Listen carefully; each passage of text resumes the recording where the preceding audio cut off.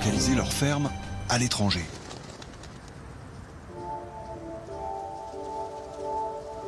C'est le pari fou que s'est lancé Jean-Paul Kim. À la tête d'une exploitation de 600 hectares en Haute-Marne, Jean-Paul a décidé il y a 10 ans d'aller produire des céréales à 3000 km de chez lui, à Pavlograd, en Ukraine. Le nouveau grenier de l'Europe, où les céréales sont parmi les meilleures du monde. L'agriculture sort son épingle du jeu. Elle représente 11,8% du PIB, contre seulement 1,7% en France. Les 41 millions d'hectares de terres cultivables attirent les investisseurs du monde entier, dont Jean-Paul et ses 3 associés, tous céréaliers dans la région de Chaumont.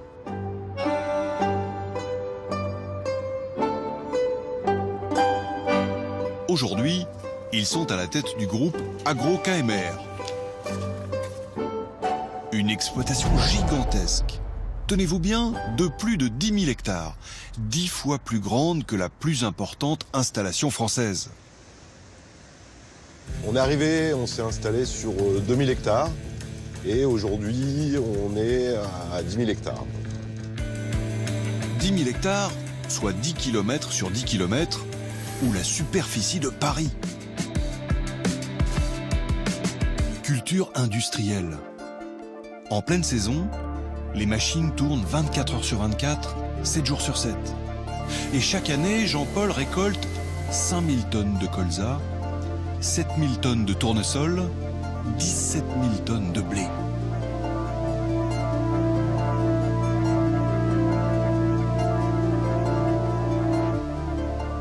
Une matière première qu'il ne vend pas plus cher. Le prix des céréales est mondial. Mais il gagne sur les coûts de production 2 à 3 fois moins élevés qu'en France. Une salle entièrement informatisée. Chaque mouvement de tracteur est enregistré, chaque outil optimisé, incomparable avec une ferme française. En Ukraine, aujourd'hui, si je prends la moyenne sur 5 ans, on est quasi à 2 millions d'euros de bénéfices par an. Donc pour nous, c'est bien plus rentable que ce qu'on peut faire en France. Où on a constaté depuis un certain nombre d'années, notamment depuis 2012, qu'on a un résultat, un bénéfice qui est en chute libre, comme le montre d'ailleurs cette courbe, où on s'aperçoit qu'à partir de 2013... Une activité en France, en noir sur cette courbe, qui se fragilise jusqu'à devenir déficitaire l'année dernière. Et dans le même temps, en bleu, 2 millions d'euros de bénéfices en Ukraine. 2016, pour nous, c'était vraiment une année assez exceptionnelle, puisque c'est la première année où c'est la ferme Ukraine qui est venue compenser les pertes de la ferme France. La situation devient vraiment compliquée en France. En fait, on n'a pas de ligne directrice à 5 ans, 10 ans. On ne comprend pas où on veut nous emmener. On va se poser sérieusement la question de l'avenir de l'agriculture en France pour nous. Pour la 3e année consécutive, 25% des exploitations françaises présentent un résultat négatif en 2017. En Ukraine, les fermes se portent très bien, elles embauchent. Une quarantaine de salariés, payés en moyenne 450 € par mois, 4 fois moins cher qu'en France.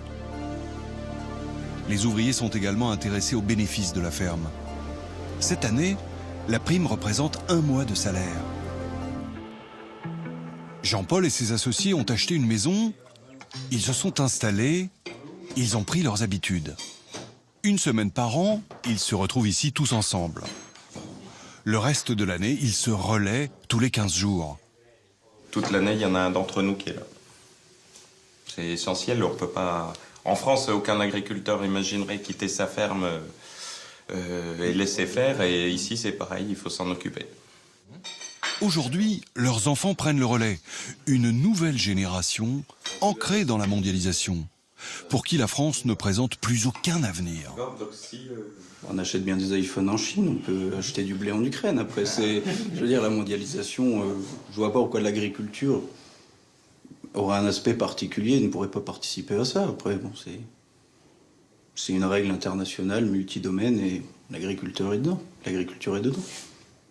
C'est sûr qu'aujourd'hui, s'installer en tant que jeune agriculteur en France, moi je peux pas l'imaginer comme ça. C'est par rapport à l'Ukraine où là, il y a des choses qui peuvent être faisables, on peut encore se développer, toute la réflexion à remettre en œuvre. Mais non, en France, moi aujourd'hui, je ne me vois pas m'installer comme ça.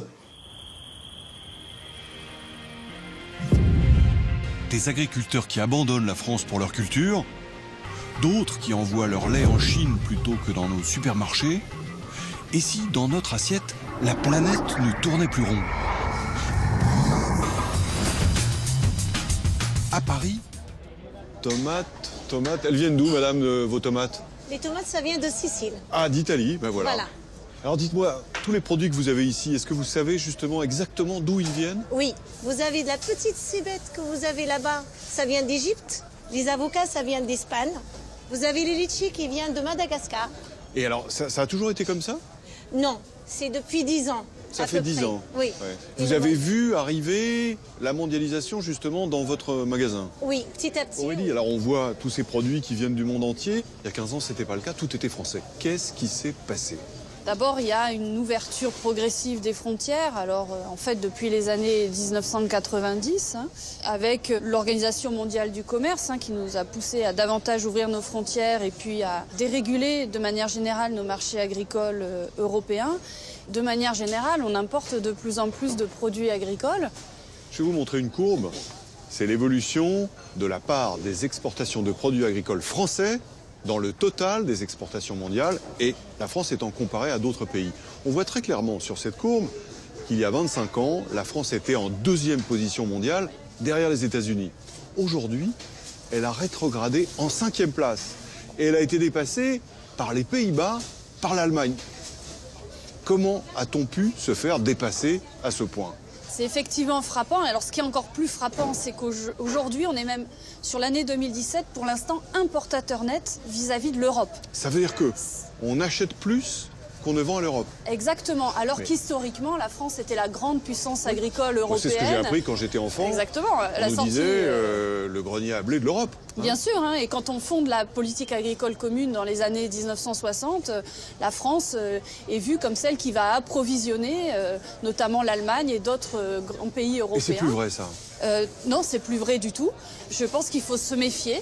Parce qu'en France, on importe de plus en plus et on exporte de moins en moins. Donc vous dites, il y a peut-être un risque, non pas de pénurie, mais de dépendance en tout cas. Ça pose des grandes questions sur notre autonomie alimentaire et aussi sur nos choix en tant que citoyens. Par exemple, si les citoyens refusent de manger des produits OGM ou produits avec du glyphosate, le problème c'est qu'on va l'interdire certes sur le territoire français, mais on va importer massivement. Et plus les circuits sont longs, et moins on a de visibilité en tant que consommateur sur la provenance et sur les conditions dans lesquelles ont été produits nos aliments, qu'ils soient bio ou pas bio.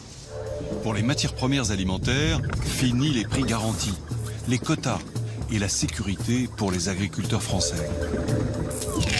Depuis le 1er octobre 2017, le dernier prix réglementé par l'Union européenne, celui du sucre, flotte désormais au gré des cours mondiaux. Au risque de devenir la cible des spéculateurs, viande, céréales, lait, fruits et légumes jouent donc aux montagnes russes.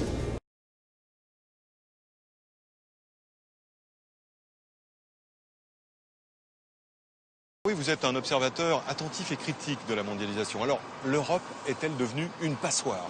Alors l'Europe est le continent, l'espace économique le plus ouvert du monde, il n'y a aucun doute là-dessus. Et quelles conséquences ça a sur notre économie, alors, le fait qu'on soit comme ça, ouvert à tout vent? Alors on a vendu pendant longtemps 3 idées. La mondialisation, c'était 3 promesses. La première, c'était des nouveaux marchés pour nos entreprises et pour nos produits. La deuxième, c'était la fin de la pauvreté pour les pays les plus pauvres. La troisième promesse, c'était les prix vont baisser. La réalité, malheureusement, a été un peu différente.